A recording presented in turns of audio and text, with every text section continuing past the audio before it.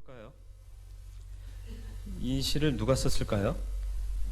네, 그냥 잘 모르겠으면 다윗 그럼 거의 맞아요. 네, 시편은 거의 다윗이 썼거든요.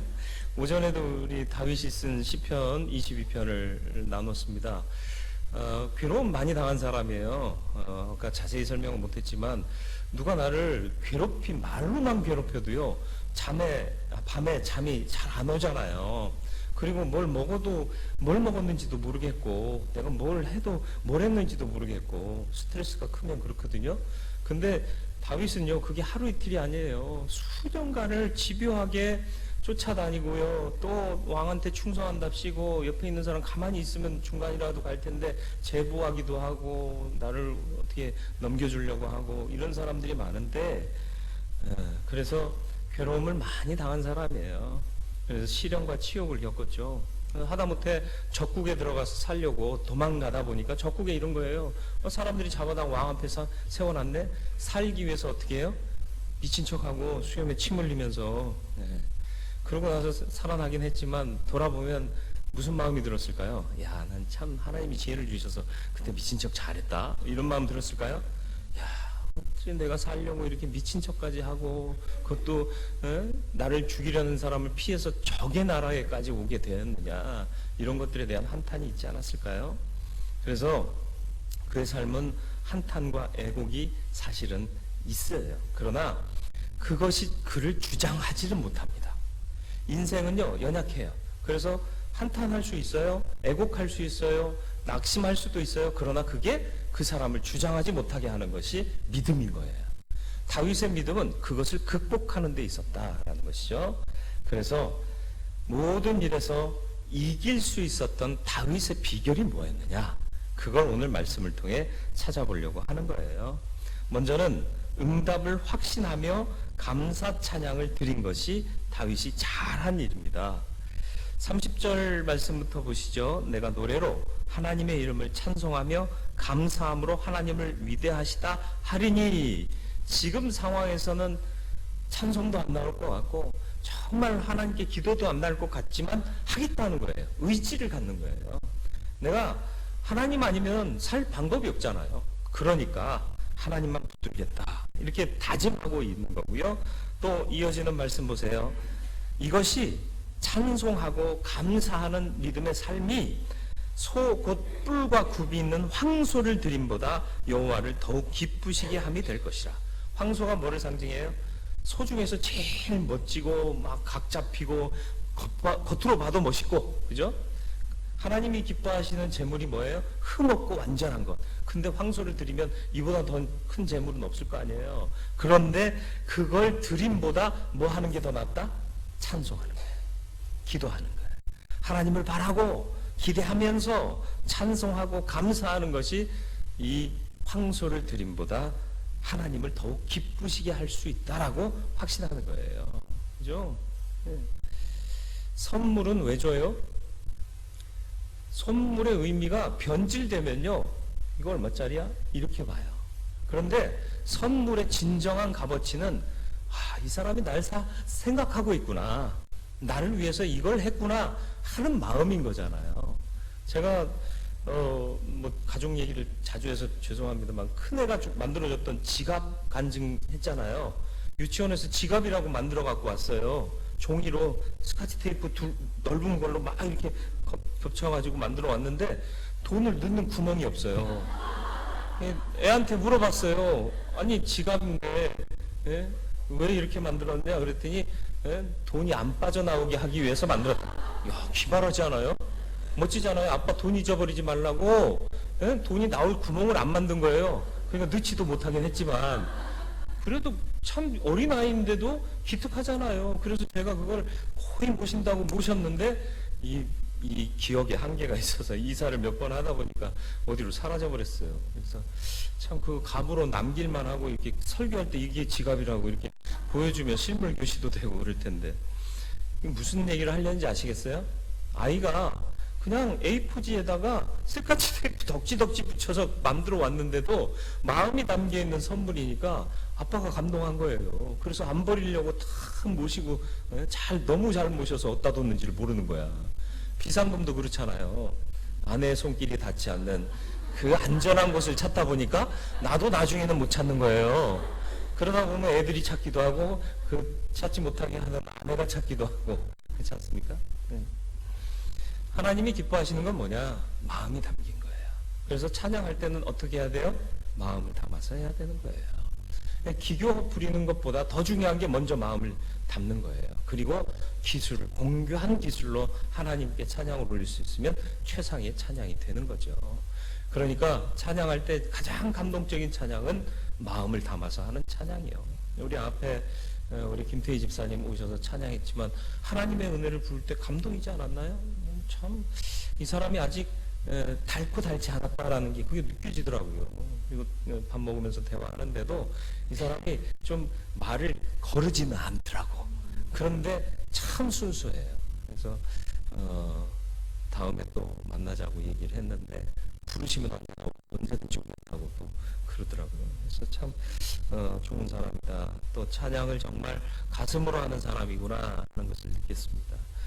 그런데 이 다윗이 그 진리를 먼저 깨달은 거예요. 하나님이 기뻐하시는 게 뭘까? 내 마음이 담긴 찬양을 기뻐하시겠구나. 내 상황은 여전히 괴롭고 내 마음은 아직도 낙심되어 있지만 그래, 내 찬양하자. 이 다짐을 하면서부터 하나님의 역사는 시작이 되는 겁니다. 시인의 신뢰의 찬양은 하나님에게뿐만 아니라 고통당하는 자들에게도 위로와 소망이 됩니다. 그래서 이어지는 32절 말씀을 보세요. 곤고한 자가 이를 보고 기뻐하나니 뭐예요? 내가 고통 중에도 낙심하지 않고 그걸 이기는 거예요. 낙심이 왔지만 그걸 극복하고 괴로운 중에도 찬송하면서 이기려고 하는 모습을 보면 또 다른 곤고한 자가 나를 보고 저게 믿음이구나 하고 마음에 기쁨이 생겨날 것이다 라는 거예요. 하나님을 찾는 너희들아 너희 마음을 소생하게 할지어다. 그게 뭐예요? 너희 마음 악한 것들이 지배하고 넘어뜨리고 쓰러뜨리고 쪼그라뜨리게 하지 말고 소생시켜라. 다시 살아나게 해라. 그래야 하나님 찬양할 수 있지 않니? 그러면 희망과 소망이 시작되는 거야. 이렇게 노래하고 있는 겁니다. 저와 여러분들이 이런 찬양 하나님 앞에 드릴 수 있는 믿음의 인생 되기를 축원하고요. 특별히 찬양대로 부르심을 받아서 우리 부목사님 말씀한 대로 누구보다도 일찍 와서 예배를 준비하시잖아요. 그죠? 찬양 연습하시면서 예배를 준비하는 그런 수고가 정말 헛된 수고가 아니라 마음을 담아 주님께 더 아름다운 찬양을 드리기 위해서 내가 주님께 드린다. 기쁜 마음으로 드려서 복받기에 합당한 헌신 되기를 주님의 이름으로 축원을 드립니다. 잘 부르는 거 굉장히 중요해요. 그러나 마음을 담는 것 더 중요해요. 그 마음을 담아 드리면 하나님이 기뻐하십니다. 무엇보다 황소를 드림보다. 두 번째는 하나님은 회복하시는 하나님이십니다. 그런데 그 회복이 언제 시작되느냐? 믿음으로 찬양할 때. 34절 말씀 보시죠. 천지가 그를 찬송할 것이요 바다와 그 중에 모든 생물도 그리할지로다. 예.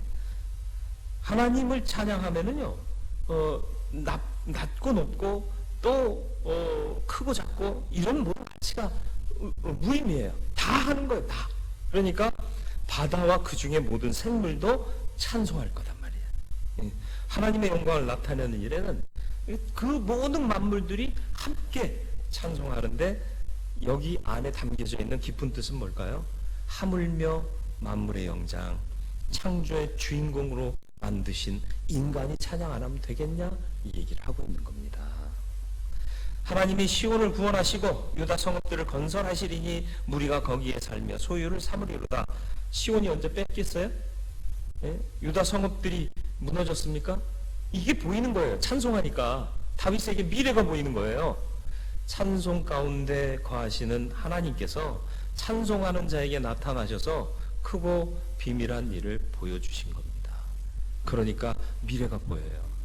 이 나라가 어려움 당하겠구나. 그러나 하나님 믿고 의지하고 찬양을 잃지 않는 자들은 반드시 하나님이 구원하시고 다시 새롭게 건설해 주시겠구나. 이 비전을 보게 되는 겁니다. 그래서 예전에 제가 말씀드린 적이 있죠. 아직과 이미요. 상황은 아직 여전해요. 그러나 이미 하나님은 일을 시작하고 계시는 겁니다.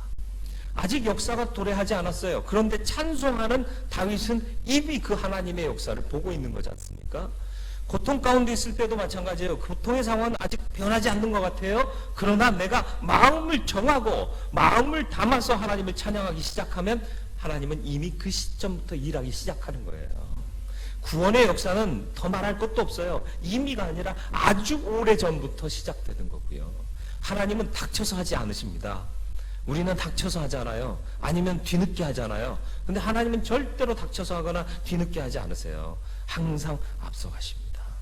그러니까 믿을 만한 거예요. 그 믿음을 잃지 않는 저와 여러분들의 믿음이 되기를 축원합니다. 상황은 여전할지라도 이미 하나님의 회복과 구원의 역사는 시작되었음을 알고 찬송의 영성을 가지고 주의 역사를 바라볼 수 있는 믿음의 사람 되기를 축원합니다. 찬송 가운데 하나님 거하시니까 찬송하는 자에게 비밀을 알려주신다니까요. 그래서 히브리서 11장 1절 믿음은 바라는 것들의 실상이요 보이지 않는 것들의 증거다 그랬습니다. 찬송은 누가 할 수 있다고 그랬죠? 믿는 자가요. 믿는 자가 기도를 통하여 이어지는 것이 찬송이라고 낮에 제가 짧은 멘트지만 말씀을 전했지 않습니까? 맞습니다. 믿음이 있어야 돼요. 하나님에 대한 절대 확신이요. 그리고 그 믿음 가운데 기도하는 거예요. 기도가 뭐예요? 간구잖아요. 그리고 또 하나님의 뜻이 옳습니다 하는 거잖아요. 인정하는 거잖아요. 그렇지 않습니까? 하나님 항상 오르십니다. 기도하는 거예요. 그리고 그 오르시고 모든 것을 다 주관하시는 전부이신 하나님, 나의 이 바람 들어주세요. 이게 기도 아닙니까? 그럼 믿음 없이는 기도할 수 없는 거예요. 근데 우리는 어쩌면 기도하면서 기도를 주문처럼 할 때가 있어요.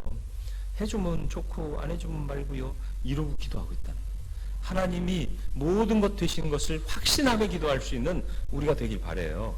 확신 가운데 믿음의 기도를 드리면 그 입술과 중심에 찬양을 주신다고요. 그럼 그 찬양으로 찬양할 때 보이지 않는 것이 보게 되는 거예요. 증거를 보게 되는 거예요. 그러니까 이 고달픈 인생길을 가고 있었던 다윗이요, 괴로울 때마다 간절히 기도하고 기도 끝에 찬송이 나오는 거예요. 찬송이 나오니까 하나님께서 반드시 너를 회복하고 온전케 하시리라는 약속이 보이는 거예요. 그러니까 사람이 어려움에 계속 반복되는데도 불구하고 다윗이 독해지질 않아요. 다윗이 독한 사람이요? 안치돼서 잘 모르세요? 저도 뭐 가까이 지내진 않았지만 잘 보면 이 사람 독한 사람이 아니에요. 반역자들이 반역을 일으켜도요, 대항군을 만들어서 서로 사실은 어떻게 보면 우두머리들의 잘못인데 아랫사람들이 치고받고 하면 아랫사람들이 죽는 거잖아요. 이게 리더십이에요. 반항하니까 반기를 들으니까 피해요. 도망가요. 왜요? 싸우면 내 부하들이 싸우는 거고 저쪽 부하들은 누구예요? 내 국민 아니요? 무슨 말인지 모르시겠어요? 하나님의 사람들이잖아요. 이스라엘 백성들이잖아요. 저쪽 편에 있어도 이쪽 편에 있어도 이스라엘 백성들 아니에요. 싸우면 누가 죽어요? 이스라엘 백성이 죽는 거예요. 하나님의 백성들이. 그러니까 싸움을 피해 도망가는 거예요. 비겁해서가 아니에요. 못 이길까봐가 아니에요. 지혜예요. 그리고 이게 바른 배포를 가진 바른 리더 아닙니까? 우리가 싸워서 남을 게 없단 말이에요. 다 죽을 텐데, 누가 죽든지 죽을 텐데 그거 피하는 거예요. 오늘날 정치 보면 기분 나쁘지 않으세요? 죽거나 말거나 분위기 띄우는 거 아니에요. 극렬히 반으로 나눠지고 있는 거 보이지 않으세요? 너무 안타까워요. 그럼 내가 어디로 가야 돼? 태극기를 들든가 촛불을 들든가 해야 돼요? 아니요. 기도해야 되는 거예요. 그리스도인들은 중심 잡아야 돼요. 이 일을 해결하실 수 있는 분은 하나님 한 분밖에 없는 거예요. 이걸 조장하는 거는, 분리하고 나누는 건 누가 하는 짓이다? 몰라요? 누가 하는 거예요? 하나 되게 하신 것을 지키는 건 성령의 역사고요. 분열하고 나누게 하는 건 누구의 역사요? 기분 나쁘세요? 영적으로 보셔야 돼요. 이건 여러분 마음에 태극기든 촛불이든 저는 그건 관여치 않아요. 인간적으로 살다 보면 태극기 쪽을 좋아하시는 분도 있고 촛불 쪽을 좋아하시는 분도 있을 거예요. 그러나 그건 중요하지 않아요. 보다 중요한 건 뭐예요? 하나님이 이 나라와 이 민족을 긍휼히 여기시고 하나님의 뜻에 합당한 민족이 되어서 그 일을 이루어드리는 일인 거예요. 먼저가 뭐냐 나중이 뭔가를 모르니까 자꾸 가가지고 이상한 짓거리들 하는 거 아닙니까? 기도하시길 바래요. 하나님이 전부세요. 믿음으로 기도하고 기도에 이어지는 찬양으로 하나님을 영원하게 하세요. 그러면 우리나라가 달라져요. 우리나라가 급속도로 발전할 때 제가 늘 말씀드렸지만 무슨 노래 했다고요? 야유회 가면 레크레이션 때 뭐 불렀다고요? 안 믿는 사람들도 내게 강 같은 평화 불렀어요. 뭔지도 모르면서 지들이 무슨 평화를 알아. 아, 미안해요. 이건 적들이 알게 하지 마세요. 네.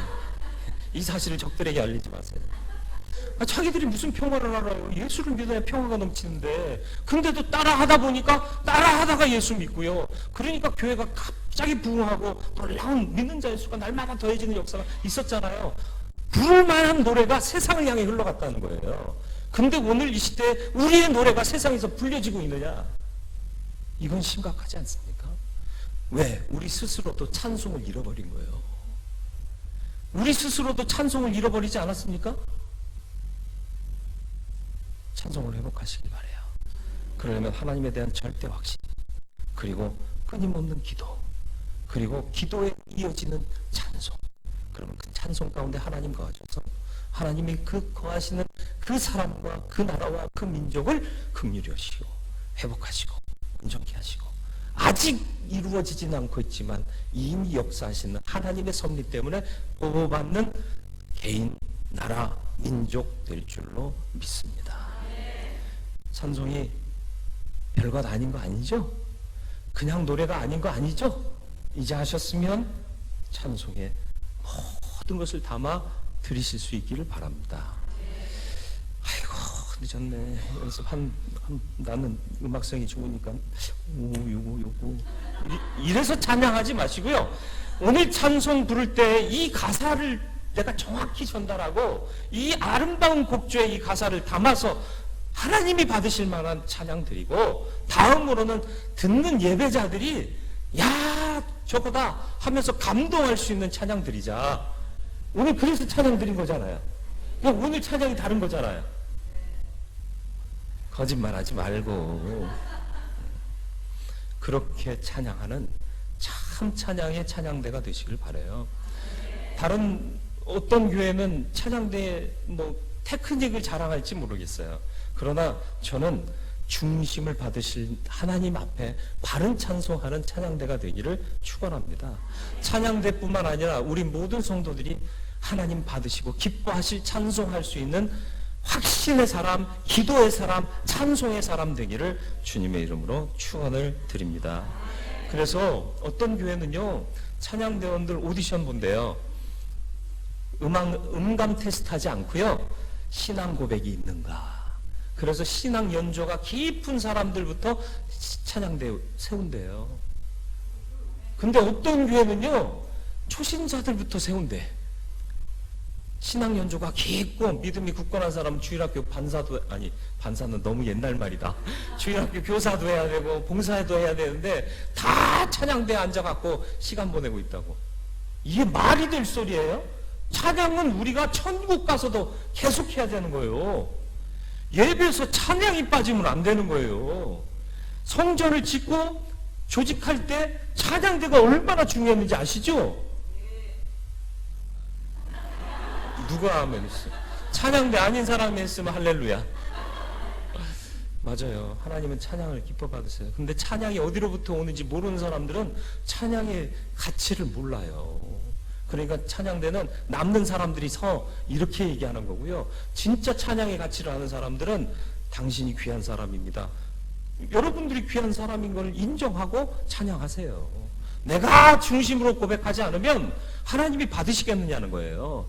그리고 두 번째로 예배자들이 은혜 받겠느냐는 거죠. 여러분들의 헌신을 통해 하나님이 먼저는 영광 받으시고 듣는 이들에게 은혜 끼칠 수 있는 귀한 찬송 드리길 바라고, 특별히 찬양대원뿐만 아니라 믿는 우리 모두는 굳건한 믿음, 그리고 이어지는 기도, 그걸 통해 드려지는 찬송의 사람이 되어서 찬송 가운데 거하시는 하나님께서 크고 비밀한 거 보이시고 그걸 본자답게 확신하고 흔들리지 않고 독해지지도 말고 악해지지도 말고 선한 하나님의 품성을 닮아서 세상을 변화시킬 수 있는 그리스도인으로 살게 되기를 주님의 이름으로 축원을 드립니다. 오늘날 그리스도인 중에 독해진 인간들 많잖아요. 너무 독해졌잖아요. 제발 그러지 좀 마. 그리고 또 싸우려면 밖에서 싸워야지 왜 안에서까지 싸워? 우리 말고 저 옆 동네.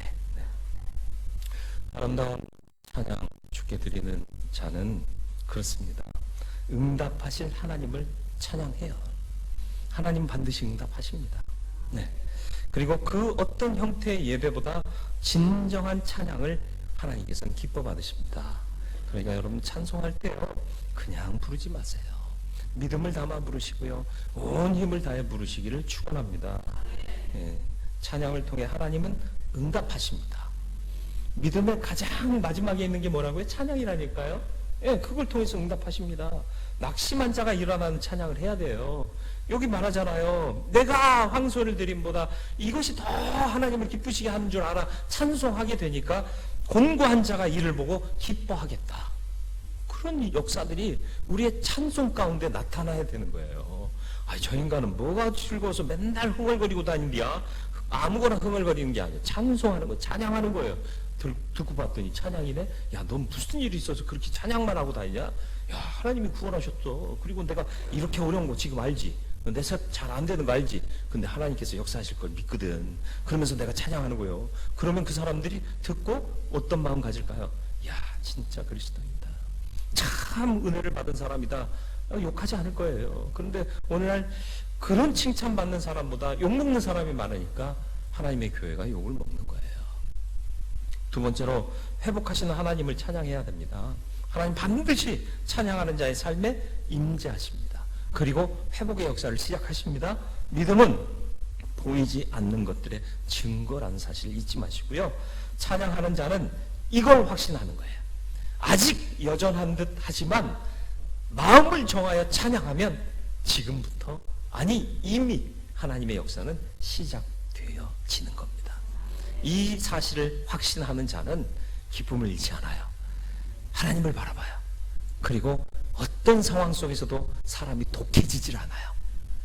선한 사람으로, 하나님 닮은 사람으로 하나님을 기쁘시게 하고 하나님의 역사를 경험하고 그 간증의 주인공 되는 저와 여러분들 되길 바라고, 특별히 헌신을 다짐하는 찬양대원들, 찬양이 얼마나 귀한 것인가를 잠깐의 말씀 증거지만 마음에 새기면서 한순간 한순간을 성실하게 주님 앞에 드리는 자세로 찬양하시길 바랍니다. 그리고 우리 모든 성도들 동일한 믿음으로 하나님을 찬양할 때 정말 기쁨으로 또 하나님 받으실 만한 찬양을 드릴 수 있는 믿음의 사람들 되시기를 주님의 이름으로 축원을 드립니다.